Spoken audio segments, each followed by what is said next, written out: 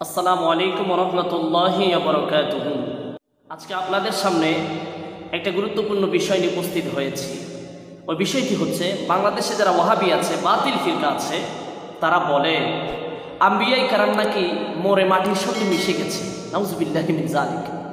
এই কথাটা কোরআন হাদিস থেকে বাতিলদের জবাব দেওয়ার জন্য উপস্থিত হয়েছে। আল্লাহ পাক রব্বুল আলামিন এই ব্যাপারে বলছেন সূরা নিসা শরীফের মধ্যে, উলাইকা মাআল্লাযীনা আনআমা আল্লাহু আলাইহিম মিনান নাবিয়্যিনা ওয়াস-সিদ্দীকিনা ওয়াশ-শুহাদাই ওয়াস-সালিহিন। আল্লাহ পাক বলছেন, আমার পক্ষ থেকে যারা নিয়ামত পেয়েছে চার শ্রেণীর ব্যক্তি, আম্বিয়ায়ে কেরাম, সিদ্দীকগণ, শহীদগণ, আল্লাহর আউলিয়ায়ে কেরাম, নেককার সালেহিন বান্দারা।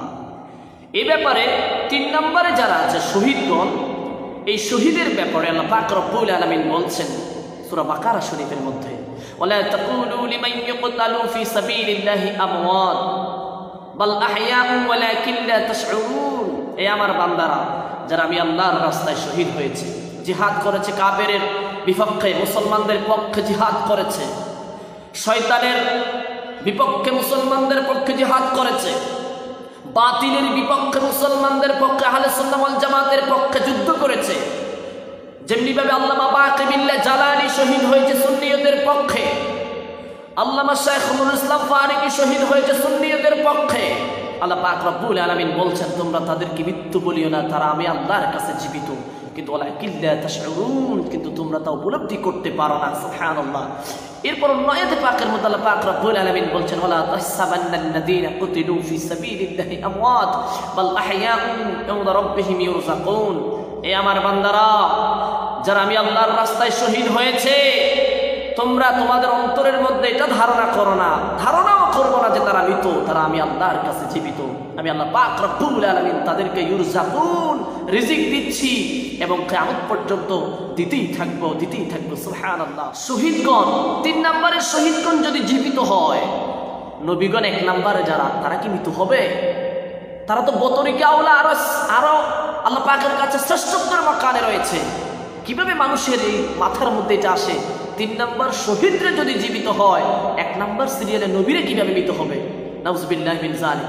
এই নবীদের ব্যাপারে আল্লাহ পাক রব্বুল আলামিন এর হাবিব হাদিসে পাকের মধ্যে বলেছেন, ইবনে মাজাহ শরীফের মধ্যে আম্বিয়ায়ে কেরামের ব্যাপারে রাসূল কারীম সাল্লাল্লাহু আলাইহি ওয়াসাল্লাম বলছেন, ইন্নাল্লাহা হাররামা আলাল আরদি, নিশ্চয়ই আল্লাহ পাক রব্বুল আলামিন জমিনের জন্য হারাম করেছে আন তাকুলা, খাওয়া, আজসাদাল আম্বিয়া, আম্বিয়ায়ে কেরামের জিসিম মুবারক জমিনে যখন আসবে, জমিনে যখন রাখা হবে, ওই জমিন আম্বিয়ায়ে কেরামের জিসিমকে ধরাটা, স্পর্শ করাটা, খাওয়াটা, কষ্ট দেওয়াটা আল্লাহ পাক জমিনের জন্য হারাম করে দিয়েছেন। সুবহানাল্লাহ। এরপর আল্লাহ পাকের হাবিব আরো বলছেন, আল আনবিয়াউ আহইয়াউ ফি কুবুরিহিম, আম্বিয়ায়ে কেরাম তাদের আপন আপন মাজারে পাকের মধ্যে জীবিত রয়েছে। সুবহানাল্লাহ। কোরআন হাদিস বলছেন জীবিত, আর ওয়াহাবি মওদুদির বাচ্চারা বলছেন মৃত। নাউযুবিল্লাহি মিন যালিক। তারা বলছেন নাকি মরে মাটির সঙ্গে মিশে গেছে। নাউযুবিল্লাহ।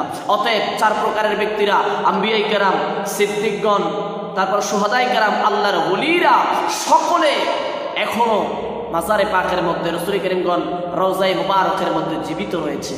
শুধু আম্বিয়ায়ে কেরাম তো জীবিত রয়েছে, শুহাদায়ে কেরাম জীবিত রয়েছে, সিদ্দীকগণ জীবিত রয়েছে, আল্লাহর ওলিরা জীবিত রয়েছে, সবাই তো বতরিকাওয়ালা জীবিত রয়েছে, কিন্তু সাধারণ মানুষ পর্যন্ত জীবিত রয়েছে কবরের মধ্যে। আমরা কবরের পাশ দিয়ে গেলে কি বলি? আসসালামু আলাইকুম ইয়া আহলাল কুবুর। তো সালাম কাকে দেওয়া হয়? যে জীবিত তাকেই তো দেওয়া হয়। অর্থাৎ কবরের মধ্যে সবাই জীবিত রয়েছে, তুই সাধারণ মানুষ সাধারণ মানুষের ভাবে জীবিত রয়েছে, কিন্তু আম্বিয়ায়ে কেরাম, সিদ্দীকগণ, সালেহিনগণ, শুহাদাগণ, তারা বতরিকাওয়ালা শ্রেষ্ঠত্বভাবে, শ্রেষ্ঠ মাকানে, শ্রেষ্ঠভাবে আল্লাহ পাকের কাছে জীবিত রয়েছেন। সুবহানাল্লাহ। আল্লাহ পাক রব্বুল আলামিন আমাদেরকে বোঝার তৌফিক দান করুন। আমিন।